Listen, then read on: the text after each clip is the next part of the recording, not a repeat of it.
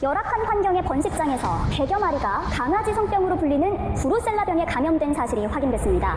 뭐 그런 산업이 있는 것 자체를 부정하기는 좀 어렵지만 그들이 어떤 식으로 강아지나 그 새끼 고양이들을 만들어내고 있는지 이런 부분도 이제는 좀 세심하게 들여다볼 때가 된 것 같아요.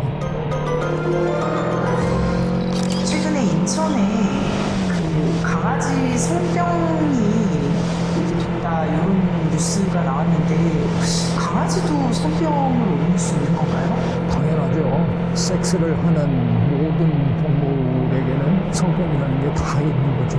근데 사실은 이 강아지 성병이라는 거는 영어로는 브루셀라라고 부르는 질병인데 우리가 알고 있는 인질, 매독 뭐 이런 류의 성병이라기보다는 환경이 너무 지저분한 상황에서 번식을 목적으로 너무 여러 동물을 한 곳에 놓고 막 키우다가 보면 번지는 그런 질병이에요. 물론 정액이나 질액이나 뭐 이런 것들로 옮겨지는 게 당연한 거지만 그 외에도 타액이라든가 뭐 여러 가지 체액들이 그리고 분비물들이 제대로 그 깨끗하게 치워지지 않은 그런 상황에서 생활을 하게 되면 이제 번질 수 있는 거죠. 그런데 굳이 이제 그걸 성병이라고 괜히 이제 이름 붙여서 부르는 거긴 한데 참 저도 그 뉴스를 보고 너무 안타까웠어요.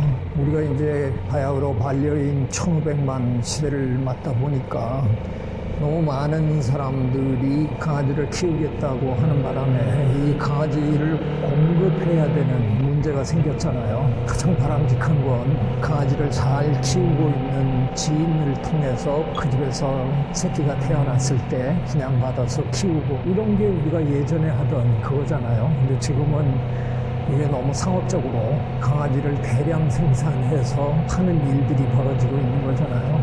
그런 시설들이 열악한 경우가 너무 많아요. 그동안은 다행히 브루셀라가 그렇게 만연되지 않은 게 신기할 정도였던 거죠. 더 안타까운 건 그 감염된 채로 지금 전국으로 번져 나갔다는 건데 물론 뭐 번져 나갔다고 해서 다음 강아지한테 곧바로 옮긴다는 보장은 없어요. 이게 전염력이 그렇게 강한 건 아닌데 원래는 이 브루셀라 병은 개가 제일 막강한 숙주는 아니에요. 대개 소나 염소나 이런 대형 가축들에서 벌어지는 질병인데 워낙 우리가 개를 많이 기르다 보니까 그런 상황에서 이렇게 또 옮는 상황이 벌어진 거겠죠. 또 가장 큰 이유가 시민단체들의 조사에 의해서 보니까 개를 번식하기 위해서 하는 그 시설이 너무나 열악했다는 거 아니에요. 분비물을 제대로 청소하지 않고 그러다 보니까 그냥 여러 마리가 서로 교미를 하고 이러는 와중에 브루셀라 균이 급속도로 번져나간 게 아닌가. 우리나라가 지금 이런 수준의 반려동물을 기르고 보호하는 게 겨우 이런 수준일까 하는 자괴감이 들 정도로 참 안타까운 뉴스였습니다. 인간에게도 이게 전염될 수 있다고 하는데 이게 어떻게 잘 상상이 안 되거든요. 이게 어떻게 인간에게 전염될 수 있는 건가요? 사실은 이걸 개 성병이라고 얘기를 하고 나면 많은 분들이 성적인 접촉이 있어야 감염이 되는 걸로 착각을 하시잖아요. 그런데 조금 전에 제가 말씀드린 것처럼 에이즈라든가 매독이라든가 이런 것처럼 꼭 성적 접촉으로 벌어진다기보다는 성행위를 굉장히 불결한 환경에서 자주 할 경우에 벌어지는 확률이 큰 그런 질병이에요. 그래서 성병이라고 붙이긴 했는데 전형적인 그런 성병은 아니라서요. 인간에게 이렇게 전염될 확률이 그렇게 높은 건 아닌데 분비물을 제대로 청소해주지 않은 환경에서 사람과 감염된 개가 같이 살다가 보면 거기서 이제 상처가 난 피부로 브루셀라 균이 침투한다든가 이런 일들이 있을 수 있는 거죠. 근데 그런 케이스들은 흔하지는 않아요. 그래서 그렇게까지 지금 당장 큰일이 난 것처럼 반응할 필요는 없는데 결국은 중요한 건 우리가 반려동물들을 기를 때 그저 우리의 건강을 해치지 않을 정도로 그냥 치워주고 끝나는 그런 수준에서 멈추지 마시고 그 아이들에게도 내가 참을 수 있는 그 정도의 정말 깨끗한 환경을 제공할 수 있도록 최선의 노력을 다 해주셔야 됩니다. 이번 기회가 그런 배움의 기회가 됐으면 좋겠습니다. 우리가 동물 인권에 대해서 많이 올라왔다고 하는데도 이렇게 열악한 환경에 번식장이 있다라는 게 너무 상상이 잘 안 되거든요. 그러니까 이게 여전히 아직도 단속의 눈을 피해서 그런 사업을 하는 사람들이 있다는 게 참 이 반려동물 1,500만 시대에 문득 이해가 안 되는데 실제로는 아직도 빈번하게 벌어지고 있을 거라고 저는 개인적으로 생각해요. 동물들을 사고 파는 그런 행위 자체가 저는 뭐 개인적으로 마음에 안 들지만 그렇지 않고 다른 방법으로 개나 고양이를 분양받을 수 있는 길이 아직 그렇게 활성화되어 있지 않은 우리 사회에서 뭐 그런 산업이 있는 것 자체를 부정하기는 좀 어렵지만 그들이 어떤 식으로 강아지나 그 새끼 고양이들을 만들어내고 있는지 이런 부분도 이제는 좀 세심하게 들여다볼 때가 된 것 같아요.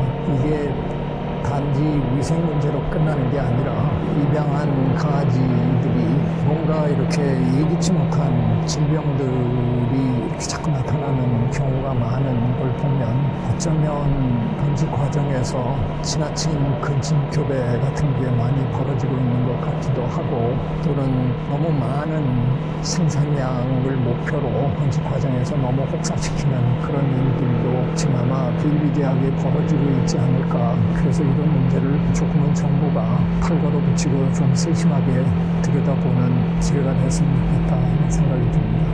그러면 이거는 계속 통제나 관리 방법 이것밖에는 답이 없는 거예요? 그렇겠죠. 이렇게 점점 더 많은 사람들이 반려동물을 원하는 시대에 공급을 어떻게 할 거냐 하는 문제를 고민해 봐야 되는데 그런 식으로 대량 생산을 해서 공급하는 업체를 무조건 규제하는 그건 과연 가능한 일일까 잘 모르겠는데요. 반려동물을 제법 저와 제 아내가 많이 길러본 사람이잖아요. 많이 태어난 새끼들을 분양을 좀 하고 싶은데 그런 그 루트가 활성화되어 있지 않은 게 현실이거든요. 보는 사람들마다 다 너무 귀여워요 그러면서도 사실은 입양을 하는 사람은 별로 없어요. 그런데 그런 게 개인의 입장에서 걔네들 사진을 찍어서 동네 여기저기 붙여갖고 입양하실래요? 그런 일까지 해야 되는 건 너무 힘들거든요. 그래서 조금은 이 기가 막힌 인터넷 시대에 네트워크가 좀 만들어지면 원하지 않던 원하든 뭐 태어난 새끼 동물들을 수시로 사이트에 올리고 그걸 원하는 사람들이 찾아와주고 돈을 주고받고 새끼 동물을 이렇게 주고받는 그런 문화보다는 우리가 조금 개인과 개인 간의 소통 차원에서 사랑으로 서로 주고받는 그런 걸 좀 만들어가면 어떨까. 이런 시스템을 한번 좀 잘 개발하면 좋지 않을까. 그렇게 대부분의 사람들이 그 시스템에 연계가 되기 시작하면 개체군 증폭도 어느 정도 우리가 조절할 수 있는 시대가 되지 않을까 하는 생각도 듭니다. 네, 여러분들 좀 좋은 의견이 있으면 알려주십시오. 우리가 풀어내야 할 숙제 중에 하나입니다. 어차피 우리가 함께 살아야 될 동물들이거든요. 한편으로는 그런 동물들에 대한 선호도가 급증하고 있는데 또 다른 편에서는 그들을 보살필 준비가 우리가 아직 제대로 안 돼 있는 그게 참 안타까운 거잖아요. 동물들의 새끼들을 보면서 어떻게 마음이 움직이지 않는 사람은 아마 이 세상에 없을 거예요. 제 지도 교수님 돌아가신 하버드대학의 에드워드 윌슨 교수님은 그 개념을 철학적으로 바이오필 폴리아라고 설명을 하신 거거든요. 갓 태어난 꽃사슴 새끼를 보고 그게 예쁘다고 얘기하지 않을 인간이 이 세상에 어딨냐. 그래서 우리는 다른 동물을 사랑하게끔 태어난 동물이다 이렇게 설명을 하셨어요. 반려동물을 기르는 사람들의 인식도 달라져야 되지만 그 반려동물 시장이 커가는 걸 상업적으로만 이용하려는 분들, 그분들의 인식도 이제는 달라질 때가 된 겁니다. 그런 식으로 우리들에게 그 반려동물 새끼들을 공급하겠다라고 생각하는 그런 분들 더 이상 발붙이지 못하도록 우리가 제도적으로 또는 각 개인이 또 할 일들이 있는 거거든요. 내가 지금 영입하려고 하는 이 강아지가 어떤 곳에서 만들어졌고 키워졌느냐 하는 거를 각자 세심하게 들여다볼 필요가 있어요. 왜 중요하냐 하면 열악한 환경에서 만들어진 그런 동물이면 내가 키우는 과정에서 건강이 나빠질 확률이 높을 수밖에 없는 거잖아요. 그래서 우리 한 사람 한 사람이 그걸 세심하게 들여다보기 시작하면 그런 문제들이 조금씩 해결되지 않을까. 다들 몇 년씩 키우다가 그 반려동물이 무지개의 다리를 건너면 자식을 잃은 거 이상으로 슬퍼하는 그런 사람들인데 그 아이가 어디서 어떤 과정을 통해서 내 품에 오는지 그 과정에 대한 검증을 하지 않는다는 건 좀 이건 이해가 안 됩니다. 그래서 무슨 표시제 같은 시스템도 우리가 만들어낼 필요가 있다고 생각하고요. 앞으로 우리 한 사람 한 사람이 제대로 된 반려인으로서 세심하게 관심을 기울이기 시작하면 그런 시설들도 분명히 개선될 거고요. 이런 어처구니 없는 브루셀라 병 같은 개성병 같은 이런 질병이 폭발하는 일은 앞으로 벌어지지 않을 거라고 생각합니다. 네, 늘 강조하지만 반려동물을 기르겠다고 마음 먹을 때 준비하셔야 됩니다. 그냥 좋아서 남들이 기르는 거 보니까 너무 예쁘고 좋아서 그냥 무턱대고 덤비면 안 됩니다. 내가 그런 자격이 있느냐 하는 거 꼭 한번 생각해 봐 주시고요. 반려동물을 한 번이라도 내 품에 안으면 내가 그 아이의 모든 것에 대해서 책임을 져야 하는 거거든요.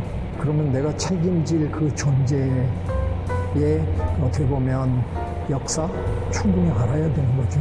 그래서 앞으로 그런 문제도 우리가 세심하게 들여다봅시다. 그리고 우리 모두가 훌륭한 반려인이 되도록 노력했으면 좋겠습니다. 구독, 좋아요, I love you.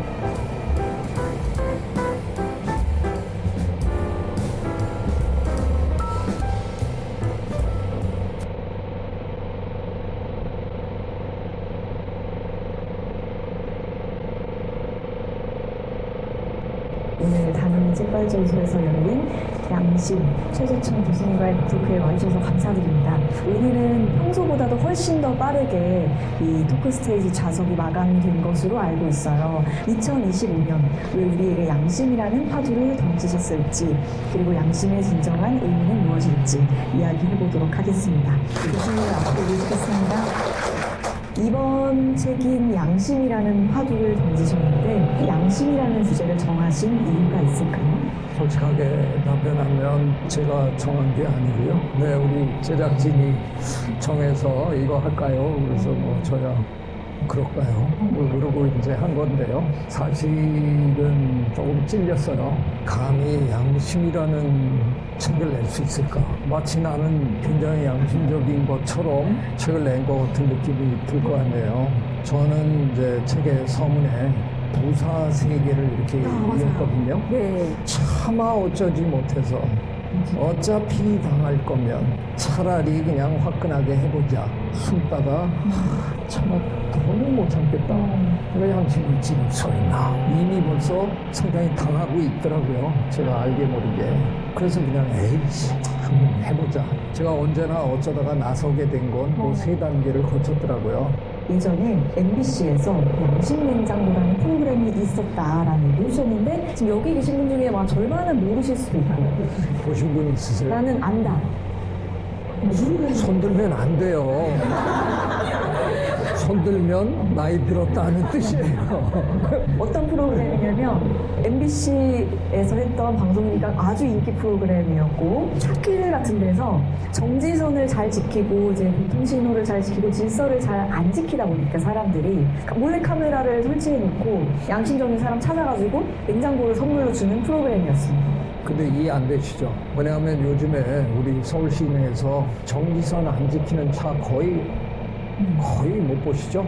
어느덧 우리 국민의 마음속에 그 정도는 지키는 그런 사람들이 된 것 같아요.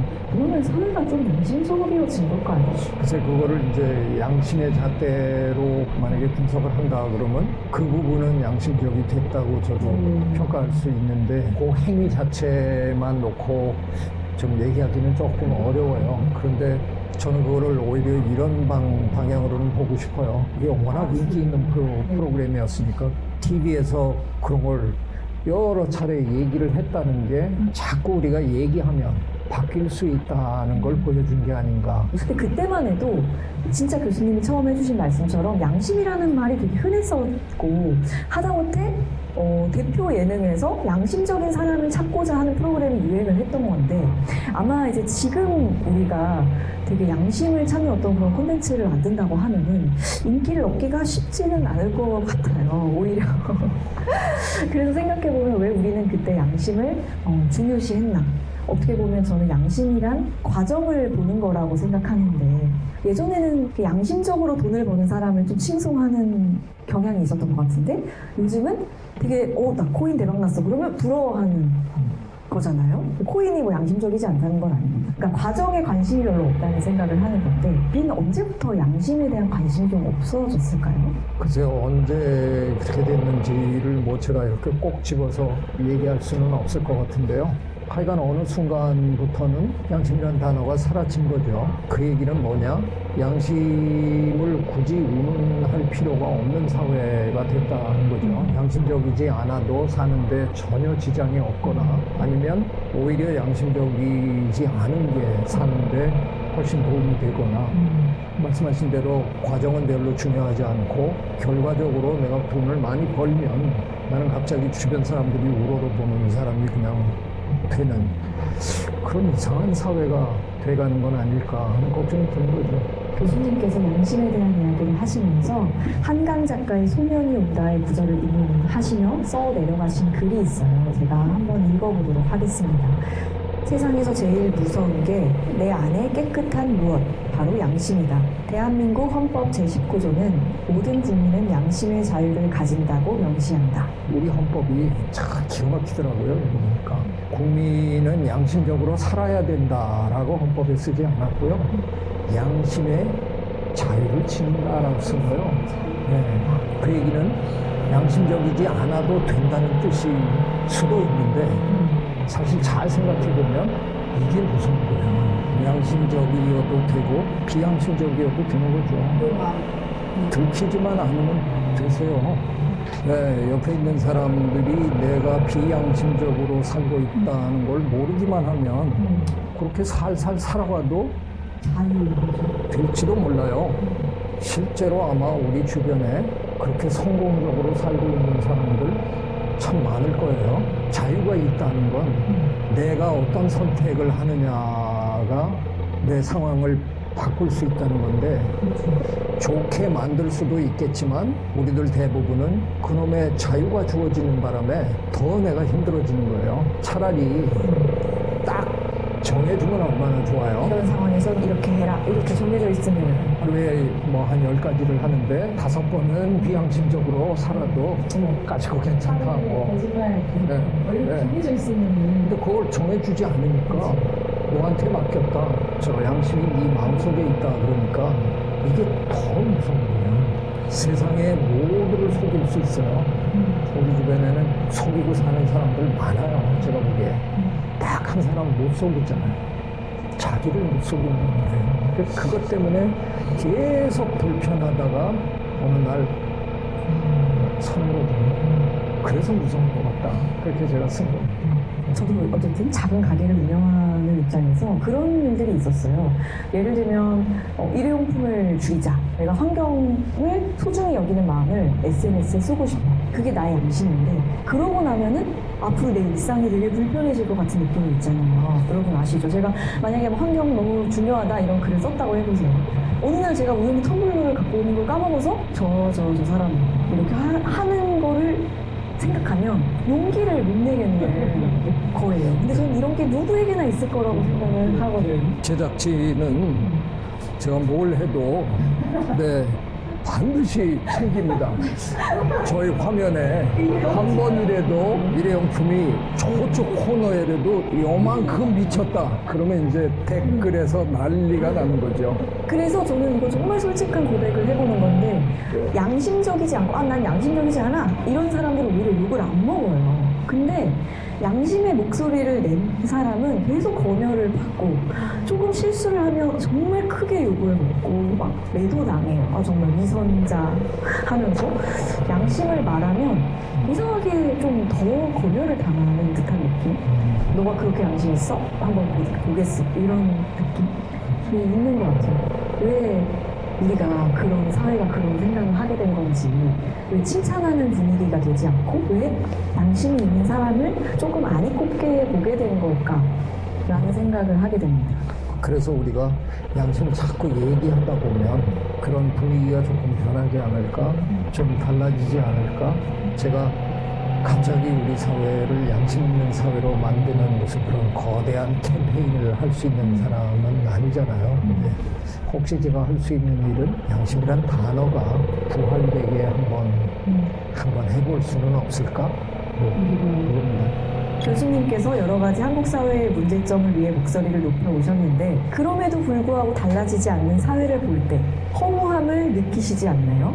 라는 질문이 있었습니다. 글쎄요, 허무하다는 감정까지 느끼는지는 제가 잘 모르겠는데요. 저도 뭐 지치죠. 좀 기운 빠지고. 근데 제가 태생적으로 되게 긍정적인 사람이에요. 그래서 그런 생각을 잘 안 하는 것 같아요. 그냥 제 마음속에는 아직 안 끝났다. 그게 이제 저는 계속 할 거죠. 될 때까지 아마 할 거다. 그래서 그렇게 포기한 적은 별로 없는 것 같아요. 그래서 이제 계속 하는 거죠. 근데 그런 경우도 있지만 결실을 맺은 경우가 있잖아요. 그게 저한테 주는 힘이라는 건 어마어마합니다. 그게 아마 대표적인 게 이제 호주제 얘기였을 텐데 제 아내가 이제 가끔 저한테 주의를 주느라고 호주제가 폐지됐다고 해서 우리 사회가 양성평등 사회가 된 거는 아니다. 그거 착각하지 말아라. 그래서 네, 잘 알겠습니다. 그러고 사는데 그 정도의 착각은 저도 안 하지만 그래도 적어도 제 생각에는 그게 굉장한 계기가 됐을 거라는 것만큼은 충분히 그럴 수 있다고 저도 생각하고 대한민국 사회가 남녀가 결코 평등해질 것 같지 않은 참 그런 고리타분한 사회였는데 어떻게 보면 지난 한 20년 굉장히 빠른 속도로 변했잖아요. 그 몇 번의 보람이 있었던 걸 생각하면 아직은 때가 아닌가 보다. 그냥 그렇게 생각하죠. 도덕적 양심, 이것은 선천적인 것일까요? 아니면 후천적으로 가정이나 사회에서 길러질 수 있는 부분일까요? 라는 굉장히 어려운 질문이. 좋은 질문이고요. 제가 공감의 시대라는 책을 번역을 했는데요. 번역하면서 이런 게 있구나 하는 거를 그때 이제 처음 배웠는데 곤충이나 새나 뭐 파충류나 뭐 양서류 뭐 이런 동물들에게는 공감이 없을 수도 있다는 거예요. 근데 그 책에서 그분이 뭐라고 얘기하냐면 공감 능력은 적어도 포유를 하면 누구나 다 갖고 태어나는 것 같다. 포유를 하면 어쨌든 동물들도 포함해서. 그렇죠. 근거 중에 하나는 재밌는 실험이 있었는데요. 우리가 실험실에서 실험할 때 쓰는 작은 힌지가 있거든요. 마우스만. 그걸 한 5마리, 6마리를 한 케이지에다 넣고 기르면서 이제 밥 주고 뭐 이러다가 한 마리씩 따로 케이지에다 넣고 그 중에 한 마리에게만 밥을 주기 시작합니다. 얘가 처음엔 좀 먹다가 옆에 케이지에 있는 자기 친구들이 신음소리를 내기 시작하면 그걸 듣고 난 다음엔 얘가 안 먹고 내 친구들이 못 먹는데 내가 참아 먹을 수 있나? 그리고 쥐가 요만한 쥐예요. 생쥐. 걔도 그런 공감 능력이 있다. 근데 인간 중에 그런 거 없는 사람 되게 프란스 월의 주장대로 따진다 그러면 아마도 공감 능력은 타고나는 것일 것이다. 그렇지만 사람에 따라 차이가 조금 있는. 그렇죠. 공감의 시대를 제가 번역하면서 번역자 서문에, 웅빈이 서문에 제가 제목을 이렇게 뽑았어요. 공감은 길러지는 것이 아니라 무뎌지는 것이다. 우리는 자꾸 사회 분위기나 학교에서 교육을 잘 시키면 공감 능력이 더 늘어날 것처럼 착각하는데 그건 아마 아닐 것 같고요. 타고난 공감 능력을 자꾸 잃어가는 것 같은. 우리 부모님들은 이렇게 늘 얘기하잖아요. 아니 네가 지금 그런 거 생각할 때야 공부나 해 이놈아. 그렇잖아요. 그 아이가 뭐 집에 오는데 저희 김고양이가 너무 불쌍해 보였어요. 그래서 내가 쟤좀 네가 지금 그런 거 할 때는 공부도 못하는 주제에 또 우리는 자꾸 무뎌지는 경험을 자꾸 하는 거죠.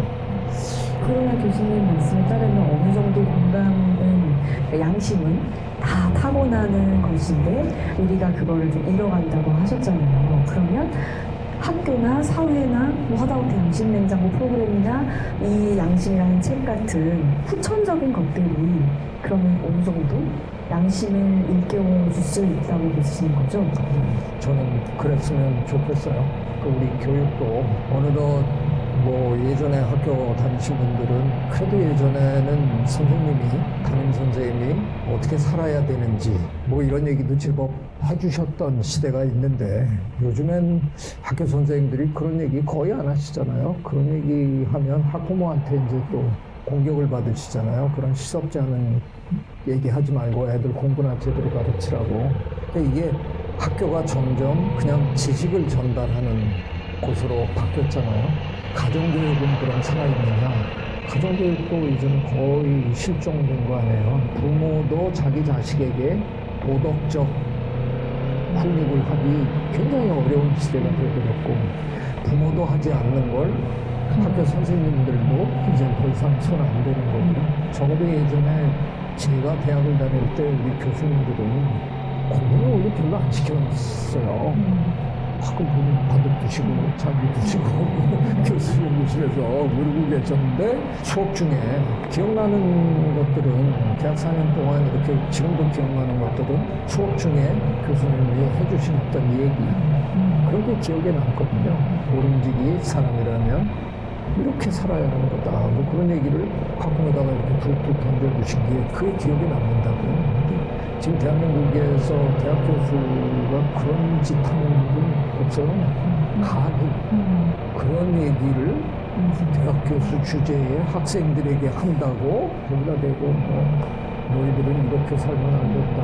그럼 뭐 벌써 저 강의 평가에 뭐 지가 뭔데 뭐 이런 나온 거죠. 그런 세상은 좀 너무 좀 험악하다는 생각이 들고요. 뭐 굳이 그래서 선생님들이 지나치게 폭력적이어야 된다는 걸 저는 얘기하고 싶은 건 전혀 아닌데 그래도 학교 분위기나 사회 분위기가 적어도 이런 공감 능력, 양심 이런 게 무뎌지지 않도록 그래도 우리가 어느 정도는 노력해야 되는 거 아니냐 그런 생각합니다. 생각해보니까 저도 막 저희 아이한테 양심적인 아기가 되라 이렇게 앞으로 하게 될까? 그런 말을 내가 아이한테 너 학교에서 뭐 가장 정직하게 행동을 하고 있어 뭐 친구들에게 얼마나 잘하고 있어 같은 것들을 내가 챙기는 부모가 될 수 있을까라고 생각을 해보니까 이 정말 세상이 많이 바뀌었구나라는 걸 좀 너무 직설적으로 하면 재미없는 엄마 돼요. 네. 그래서 와 진짜 바뀌었구나. 그런 걸 많이 묻지도 않고 학교에서도 이렇게 살아야 한다라는 거를 참 가르치는 선생님이 없어지실 수밖에 없는 환경에 처했다라고 생각이 듭니다. 그 교수님처럼 막 맨 앞에 나서가지고 이렇게 할 용기는 없는데 어떻게 하지? 할 때 그러면 적어도 알고 있는 거 이건 아닌데라고 생각하는 거 그리고 그런 생각을 포기하지 않는 것이 중요하다. 하나만 더 보태면요. 그런 사람이 많아지면 용기 내기 쉬워질 거예요. 혼자 하기는 겁나는데 주변에 보니까 나랑 비슷하게 지금 느끼는 사람들이 많어. 그러면 우리 같이 한번 뭐 이런 걸 할 수 있죠. 네. 어찌 보면 뭐 법을 제정하고 이제 규칙을 만드는 사람만 이런 영향을 미칠 수 있다고 생각할 수도 있지만 그래서 왜 책을 읽고 토론하고 이런 시간에 이렇게 참여하고 양심이란 무엇인지 궁금해하는 사람들이 모인 그 분위기가 형성이 되면 변화는 찾아오는 것 같습니다. 그래서 아마 이런 책을 내주신 게 아닐까라는 생각도 합니다. 이제 교수님께 드리고 싶은 마지막 질문은요. 아까 양심은 자유라고 하셨어요. 우리 법에도 자유라고 되어 있고, 그리고 아까 말씀하셨을 때 양서류와 같은 일부는 공감 능력이나 양심을 안 갖고 있는 것 같다라는 말은 그들은 양심이나 공감이 없어도 번성하는 데 문제가 없다는 말씀이신 것 같아요. 그러면 포유류 그리고 우리는 손해를 보면서까지 왜 양심적이어야 할까라는 질문을 드리고 싶습니다. 정말 어려운 질문입니다. 제가 생각한 뭐 거의 유일한 답은 그래도 제가 조금 이제 살아봤는데 지나치게 그 순간에 반응을 보이는 것보다 조금 생각을 해보면 약간은 긴 안목에서 이제 상황을 분석해 볼 수 있잖아요. 저는 이제 우리 채널에서도 그런 얘기를 제가 짧게 한번 한 적이 있는데요. 어쩌면 동물들이 양심이 없는 것 같아도 결과적으로 놓고 보면 더 양심적으로 보일 때도 있을 것 같다. 왜? 우리는 일단 마음에서 턱 켜갖고 양심적으로 이렇게 가려다가 우리 한번 멈추잖아요. 머릿속에 생각하잖아요. 이러면 나 손해볼 것 같은데? 그렇죠. 요게 오히려 비양심적으로 만드는 경우도 있을 것 같아요. 그 순간에 머리를 굴리다가 또 어떤 의미에서는 동물들이 우리보다 더 양심적인 행동을 하게 되는 건 아닐까 뭐 그런 생각도 들고 참 이게 너무 어려운 질문이신데요. 조금 생각을 좀 깊이 할 필요가 있지 않을까. 저 그래도 큰 실수는 저지르지 않고 그래도 지금까지 그렇게 살아왔어요. 그런 비결 중에 하나는 저는 제 마음속에서 이렇게 해야지라고 딱 생각을 하고 난 다음에 바로 안 합니다. 제가 아마 한 30대 초반쯤에 그 방법을 터득하고 계속 살아온 것 같은데요. 하루나 이틀 묵힙니다. 그냥 마음을 굳혔어요. 사실은 굳혔는데 그냥 하지 않고 하루나 이틀 그냥 이렇게 놔둡니다. 어떨 때는 저쪽에서 독촉이 와요. 글쎄요, 제가 아직 마음을 정하지 못해서 사실 정했어요.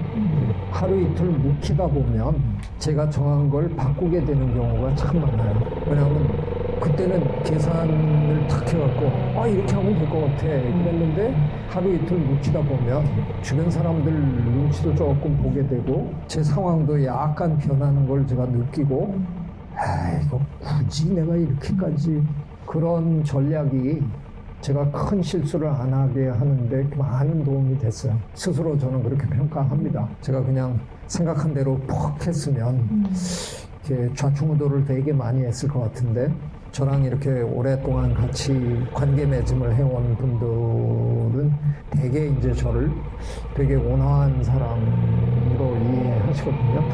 그래서 몇 수 앞을 이렇게 한번 그 하루 이틀 동안에 해보는 거죠. 관두자. 그렇게 해본들 저 사람만 힘들지 뭐 나한테 남는 것도 없네.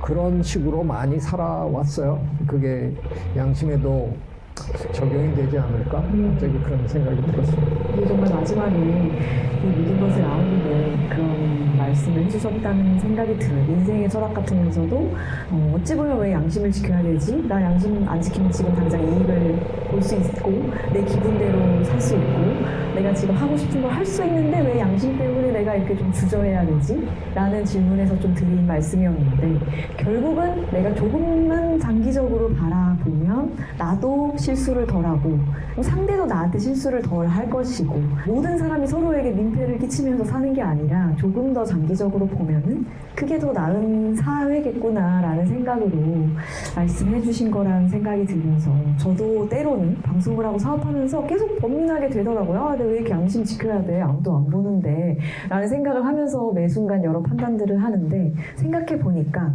그게 좋은 거네요. 약간 손해본 듯 하면서 사는 게 좋은 것이고 내 마음도 편하지만 그런 사람들이 많아지면 결국 참 좋겠구나라는 생각을 하게 된 말씀해 주셨습니다. 앞으로의 어떤 계획이 있으실까요? 숙론의 장을 한번 펼쳐보고 싶은 저 나름대로의 꿈이 있어요.